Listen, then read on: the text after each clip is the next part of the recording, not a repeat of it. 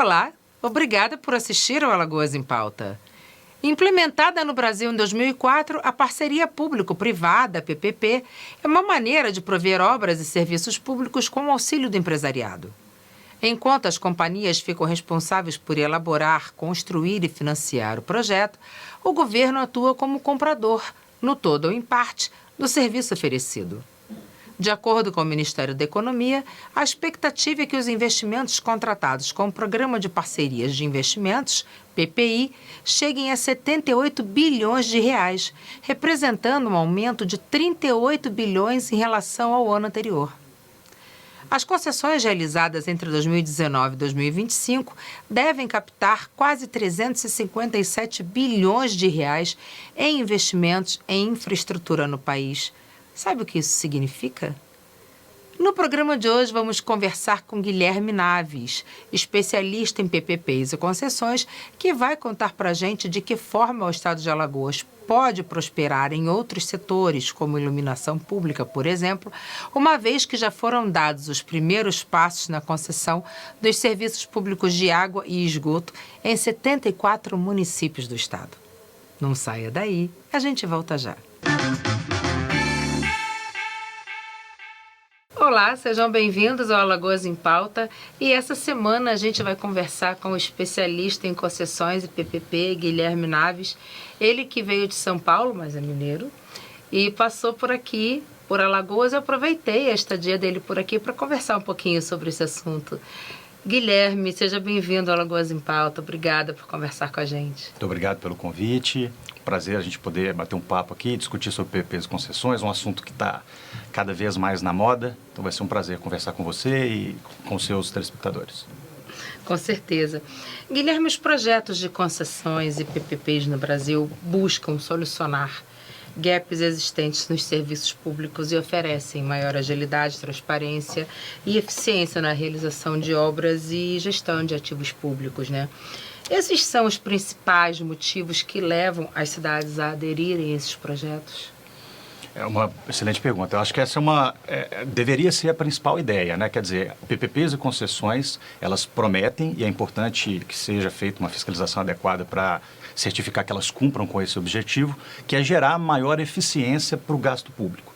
Então, a rigor, o que a gente está falando é de fornecer uma maneira, um método de prestar serviço público ou de gerar nova infraestrutura ou de melhorar a infraestrutura existente de uma forma em que o gasto público será feito com mais qualidade. A rigor, PPP e concessão, elas deveriam ser feitas pela motivação de geração de eficiência. Há outras questões, outras variáveis que importam quando governos querem priorizar a pauta de PPPs e concessões, como, por exemplo, a própria possibilidade de financiar a infraestrutura no tempo, porque você transfere para a iniciativa privada a obrigação de, por exemplo, arcar com o investimento no momento inicial, para depois, ao longo do tempo, receber o retorno sobre esse investimento.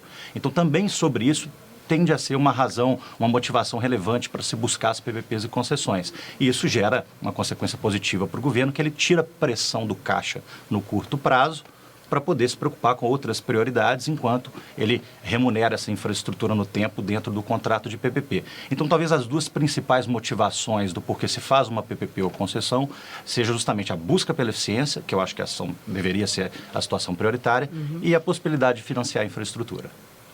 Eu concordo, eu acho que é muito importante as pessoas entenderem a importância de uma PPP, né, de concessões, justamente por isso, porque além de você buscar uma eficiência na prestação dos serviços, que as pessoas costumam reclamar muito da prestação de serviço público, né, você busca essa eficiência, consequentemente, você traz para a população uma possibilidade de crescimento, de melhoria da qualidade de vida da população, que muitas vezes os ativos públicos por si só não conseguem oferecer. Isso é importante trazer. Guilherme, é inegável que o cenário das concessões e PPPs no Brasil está em expansão. Como que você enxerga esse mercado aqui no Brasil?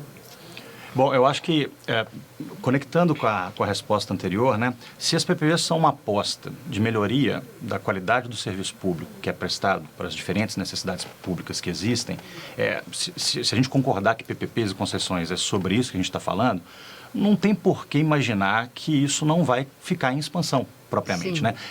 Acompanha a modernização das técnicas de contratação da administração pública, usar instrumentos mais sofisticados, como são o caso das PPPs, se comparado com as contratações tradicionais. O que a gente tem visto, e esse fenômeno é relativamente recente, estamos falando de talvez 20, 30 anos para cá, é claro que o envolvimento com a iniciativa privada para a prestação de serviço público é muito mais antigo do que isso. Mas por meio desses arranjos contratuais, como são as PPPs, concessões, é algo relativamente recente por aqui. E o que a gente tem percebido é que várias dessas experiências já estão trazendo um retorno social tão perceptivo, tão transformador, que aí eu acho que começa a espalhar mais a notícia e mais governos podem querer se interessar por jogar esse jogo. Eu acho que esse é o movimento que está acontecendo.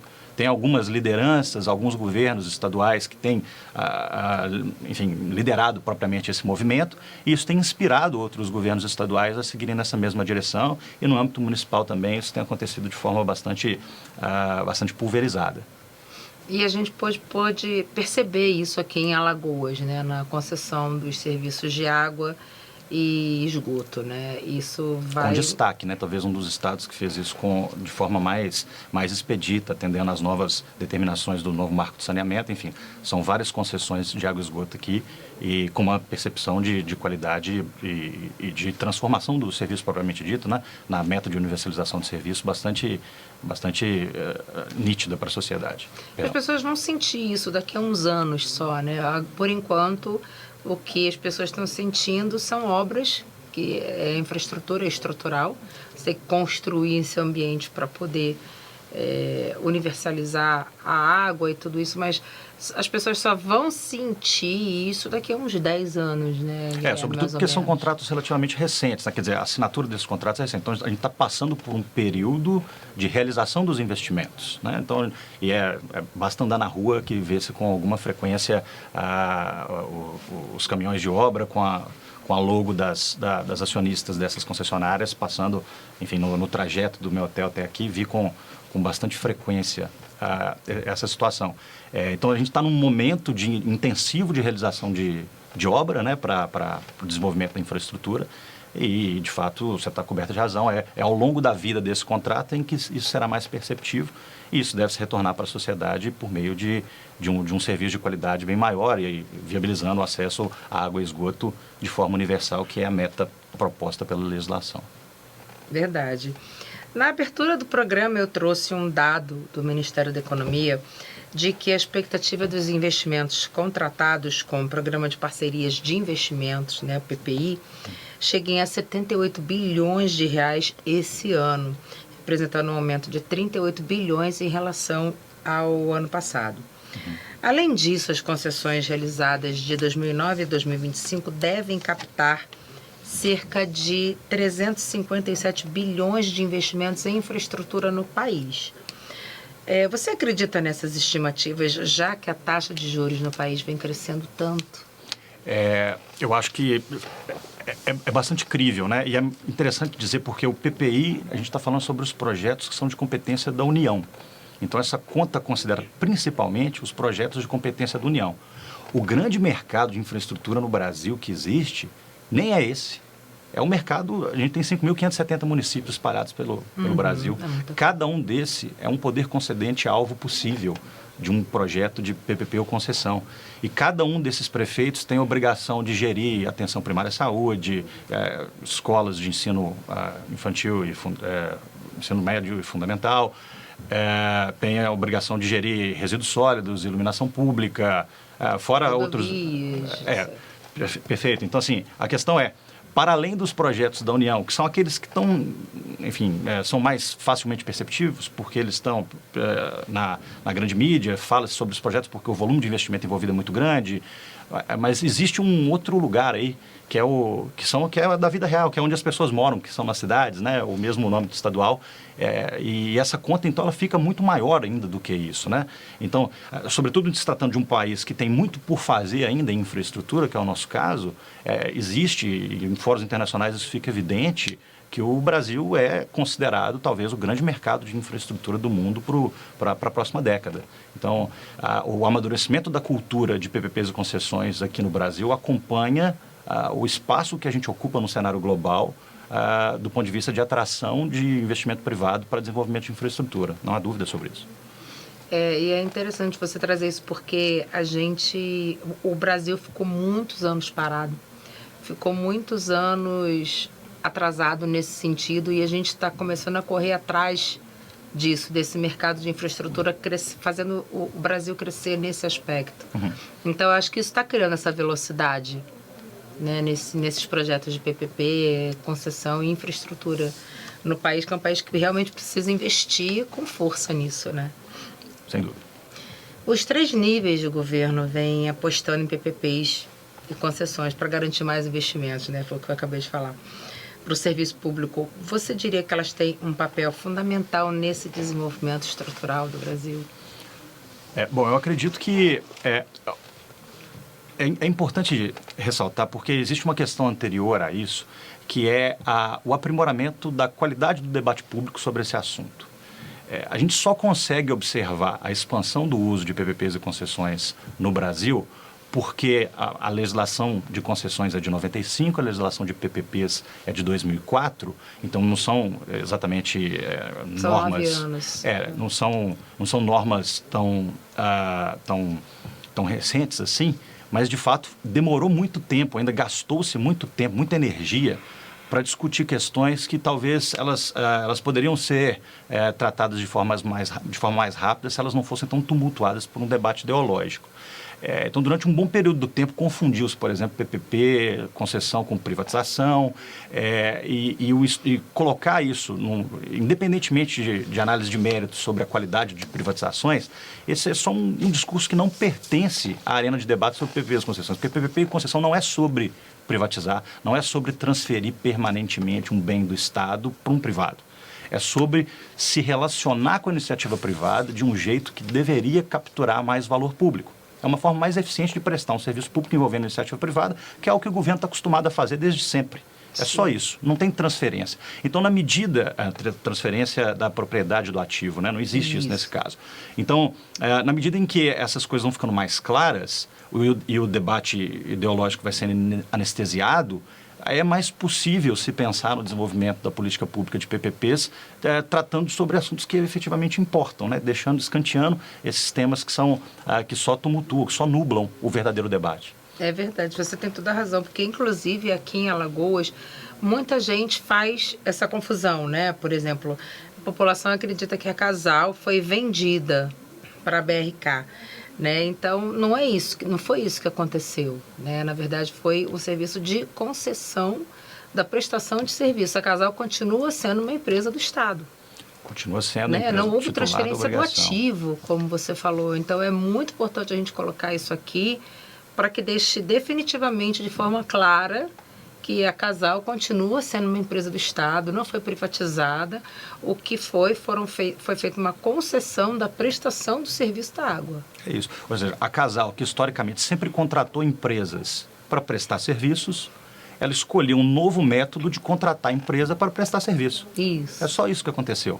Então, porque é um contrato de longo prazo. E talvez isso se confunda na cabeça das pessoas com uma transferência permanente do bem. Só que não é verdade. Ao final do período desses contratos, todo o investimento que está sendo feito por essas empresas privadas que estão ocupando o território de Alagoas e fazendo investimento para todos os lados, todo esse investimento, na linguagem das finanças, todo o CAPEX desse projeto retorna para o Estado e o Estado vai decidir o que fazer com isso, uma nova concessão ou se organizar internamente para ele mesmo prestar o serviço a partir daí.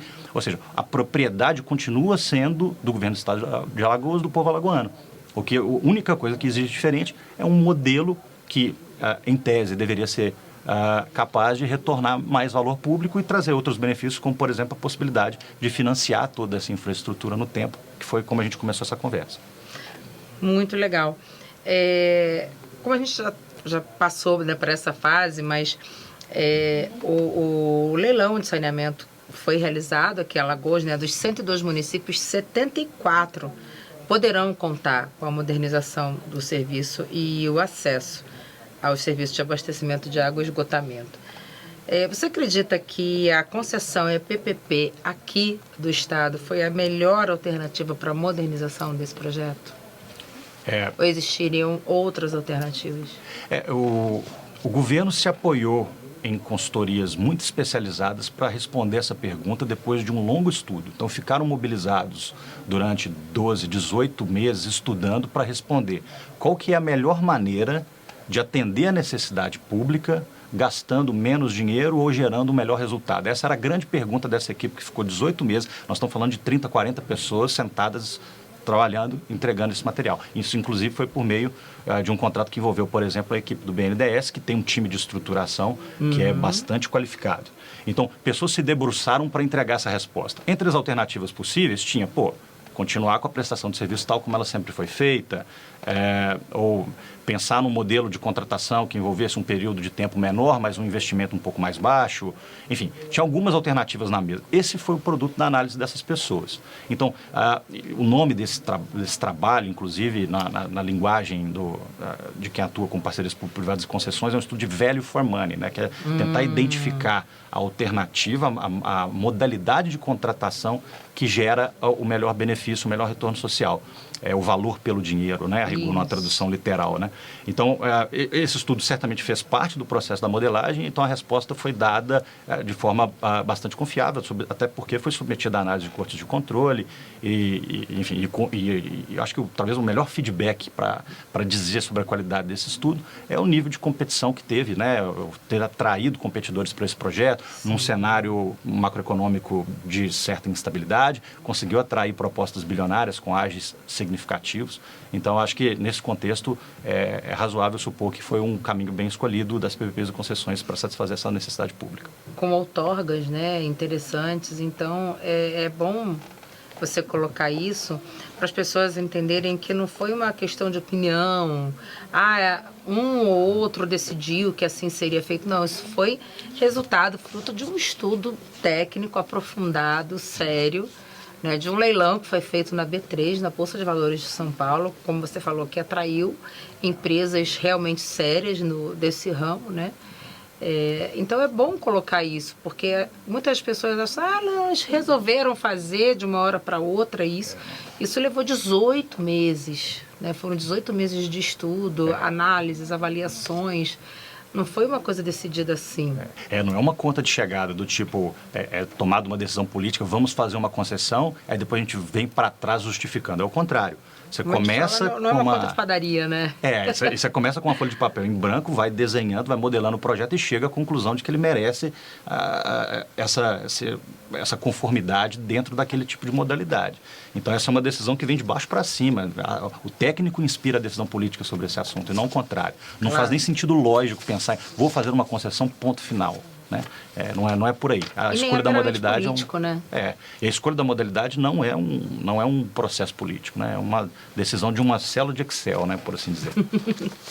É verdade. Os projetos de concessão em PPP estão cada vez mais alinhados com os critérios ESG e de Objetivos de Desenvolvimento Sustentável da ONU. O senhor acredita que essa prática é uma tendência que os projetos no mundo inteiro devem abraçar? Eu não tenho dúvida disso, mas e o ponto a lógica, o arranjo contratual de uma parceria público-privada, ele recepciona muito bem esse tipo de mensuração de indicador, porque, como a gente já falou, e eu espero que a essa altura os telespectadores já tenham essa compreensão, parcerias público-privadas envolvem, basicamente, a iniciativa privada fazer o investimento com a expectativa de receber pagamentos públicos ou autorização para cobrar usuários ao longo do tempo para remunerar esse investimento. E o que acontece depois do período de operação, depois que esse investimento é feito, é que durante esse período de operação, ele vai tendo o seu serviço verificado e o direito de cobrar o usuário ou o pagamento público é justamente condicionado a desempenhos. Por essa razão, e por praticamente nenhuma outra, é que a gente considera que as PPPs são uma alternativa interessante para poder fiscalizar a qualidade do serviço público, que no final do dia é o que importa, é o resultado. Então, se você coloca indicadores de ESG nesses contratos, por exemplo, e você espalha isso dentro de um quadro de indicadores de desempenho, fica muito fácil monitorar e os incentivos ficam muito claros para a iniciativa privada percorrer o atingimento desses indicadores.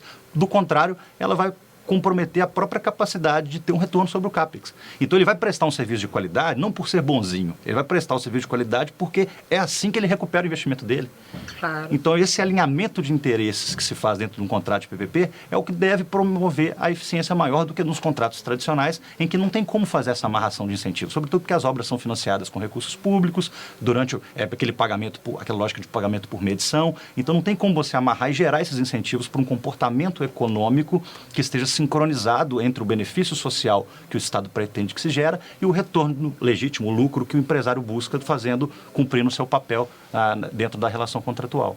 E isso também é muito importante na hora que você vai prestar contas com a sociedade também, né? Porque você tem esses indicadores e a sociedade questiona e você fala assim, não, peraí, eu tenho esses indicadores aqui, a gente segue esses objetivos de desenvolvimento sustentável da ONU justamente para garantir um impacto positivo para a população. Né? Que não é como você falou, porque eu sou bonzinho, eu quero fazer o bem. Não, não é isso. É porque ele é uma forma de garantir o retorno do investimento dele também. Exatamente. E você foi no ponto. Assim, isso é um debate universal sobre o tema de PPPs e concessões, porque você vai falar em PPPs e concessões, você tem que falar em busca pela eficiência e em transparência. Porque a fiscalização desse contrato ao longo do tempo, para garantir que a eficiência está sendo alcançada, é a principal razão, é o principal motor para justificar esses contratos. Então, a transparência ela tem que andar junto com o PPP. A sociedade tem que conseguir acessar esse quadro de indicador de desempenho para ver se é real essa mensuração. O governo tem que se equipar, tem que ter gestores públicos, tem que ter a equipe para poder aferir esses resultados, porque, do contrário, talvez não seja nem interessante fazer PPP. Aí é melhor fazer de outro jeito. Tem que fiscalizar. Com outras alternativas. Exatamente. Né? Foi aquilo que eu perguntei. Guilherme, somente em 2021, 60 leilões foram realizados com expectativa de investimento de 334 bilhões de reais e arrecadação de 51 bilhões em outorgas e bônus. Qual é a perspectiva de leilões para 2022? Seria maior que a do ano passado? Tem uma expectativa bem alta por se tratar de um encerramento de um ciclo estadual, né? A gente vai ter eleições agora em 2022, então se a gente projetar no tempo o que os governos andaram fazendo ao longo desses 4 anos, é razoável que eles caminhem para o momento de licitação desses projetos, né? Então, governos estaduais devem apresentar projetos entre agora e o mês de outubro, principalmente, né? A gente vai ter uma concentração de projetos relevantes. Desde o início do ano já temos tido, perdão. Não tem problema. Já temos tido projetos de âmbito estadual e o momento municipal hoje para projetos de PPPs e concessões, ele talvez seja mais sobre a gestação desses contratos que talvez caminharão para serem licitados no ano de 2023, 2024. Então, para 2022, é justo esperar por projetos que são mais compatíveis com as competências estaduais e no âmbito municipal, além de licitações que também acabam acontecendo, mas é um momento mais de observar o que os governos estão modelando para leilões que devem acontecer em 2023. Maravilha. E, Guilherme, quais seriam as características de uma cidade com potencial para concessão e PPP? Para prefeitos, governadores que estejam nos assistindo, né? Como que ele pode identificar que a cidade dele é uma candidata à concessão e PPP? Essa pergunta é excelente, porque a gente está falando de atrair a iniciativa privada para ficar por 20, 30, 35 anos prestando um serviço dentro daquela municipalidade. Então, é importante mandar um sinal de que o governo que pretende fazer esse movimento, ele tem que ter um compromisso de seriedade muito grande com aquela atividade. Porque, afinal de contas, são 35 anos, não é só aquele mandato municipal. Né? Não é só aquele mandato municipal que vai se comprometer com aquele contrato. São algumas gerações que vão se comprometer com aquele contrato. Isso. Então, governos precisam sinalizar, antes de tudo, seriedade nesse aspecto. Então, mostrar que está pronto, que tem uma equipe compatível com a complexidade do contrato para gerir esse contrato. Uma maturidade, né? Perfeitamente. E assim, nós estamos falando de uma situação em que a gente precisa de ter equipe que tenha, precisa ter, no mínimo, vocabulário para dialogar sobre esse tipo de contrato. PPPs e concessões não são assuntos triviais. Não dá para esperar que esse assunto vai brotar por geração espontânea dentro de gestores públicos que nunca lidaram com esse assunto na vida. Inclusive, preparar os gestores públicos. Isso é fundamental.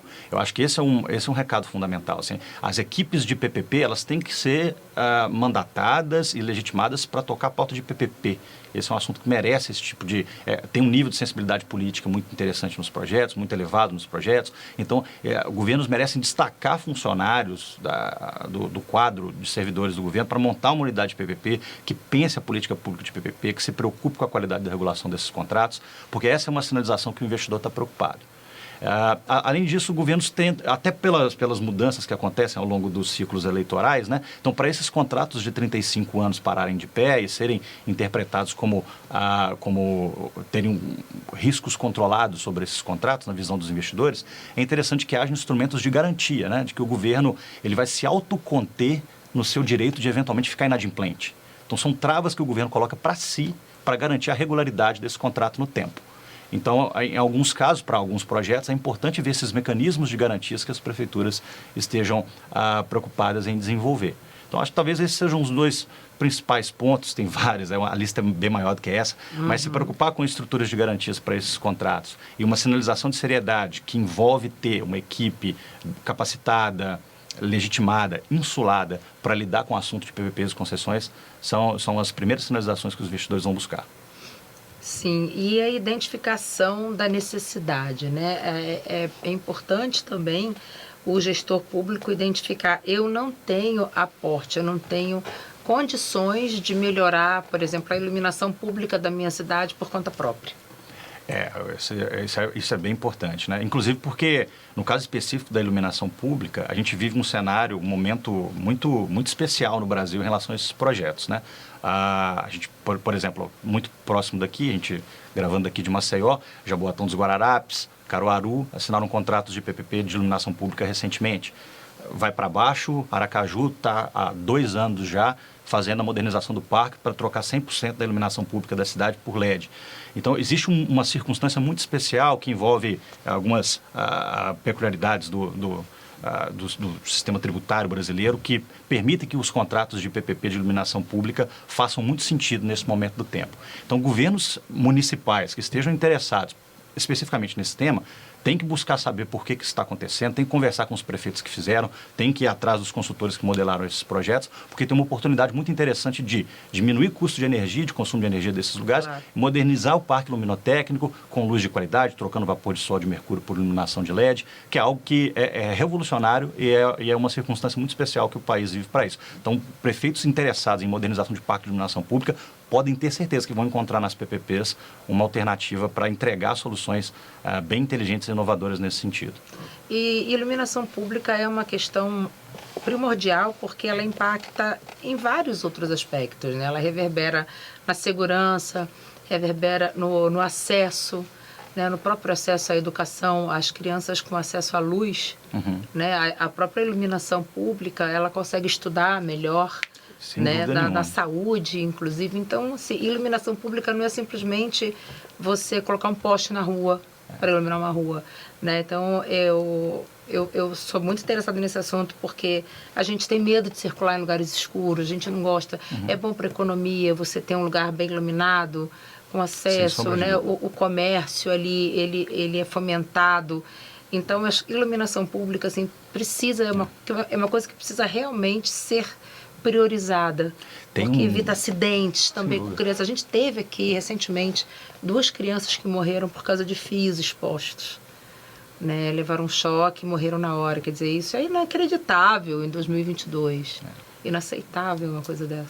E tem alguns estudos, até curioso dizer sobre, tem alguns estudos internacionais que mostram até o impacto disso na autoestima do cidadão. Porque, por exemplo, essa lâmpada de vapor de sódio e de mercúrio, que é aquelas amarelas que a gente pode ver pela cidade, a iluminação dela, ela estoura de certa forma. Então, ela não é projetada, o fluxo de luz não é projetado único e exclusivamente para baixo, que é como deveria ser. Então, sai luz para cima, que é um desperdício e não tem necessidade. E mais do que isso, ela causa uma poluição. Então, ela impede uma visão do céu de forma mais translúcida. Então, impede até de ter, sei lá, de embelezar a paisagem mesmo da cidade de forma Você vê o céu como ele é, né? O céu como ele é.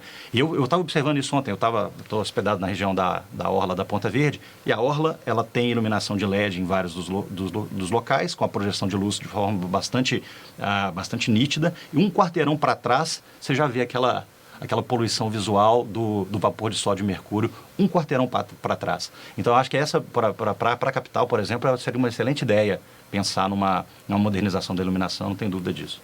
Com certeza. Guilherme, esse é um assunto que demandaria muito mais tempo do que o que a gente tem disponível, mas eu acho que o recado está dado.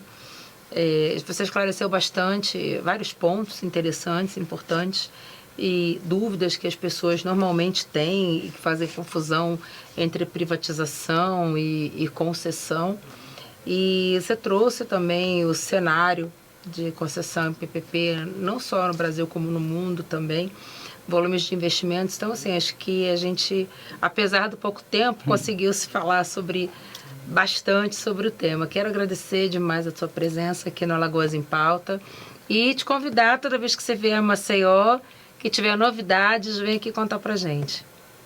Obrigado, eu que agradeço, Daniel. Acho que esse é um momento muito importante porque, como eu falei, né, o debate público sobre esse assunto, ele precisa ser levado a um outro nível para permitir que os projetos se preocupem com as pautas que realmente importam, né? Então, trazer isso para a sociedade de forma bastante intelectualmente honesta, como a gente fez aqui nesses últimos minutos, eu acho que é chave para a gente poder avançar e, no final do dia, alcançar o que todo mundo quer, que é uma melhoria do gasto público para permitir que o cidadão possa, enfim, experimentar uma infraestrutura de melhor qualidade, serviços públicos de melhor qualidade. Agradeço muito o convite. Muito obrigada a você que nos acompanhou até aqui e até o próximo Alagoas em Pauta. No programa de hoje, conversamos com o especialista em concessões e parcerias público-privadas, as PPPs, Guilherme Naves, que nos falou de que forma elas colaboram para a modernização da prestação dos serviços públicos com a colaboração da iniciativa privada. Se você perdeu esse e outros programas da TV Cidadã, é só acessar o nosso canal no YouTube e ativar as notificações. Assim, você vai ficar por dentro de tudo o que acontece de mais importante no Brasil e em Alagoas. Semana que vem a gente volta. Até lá!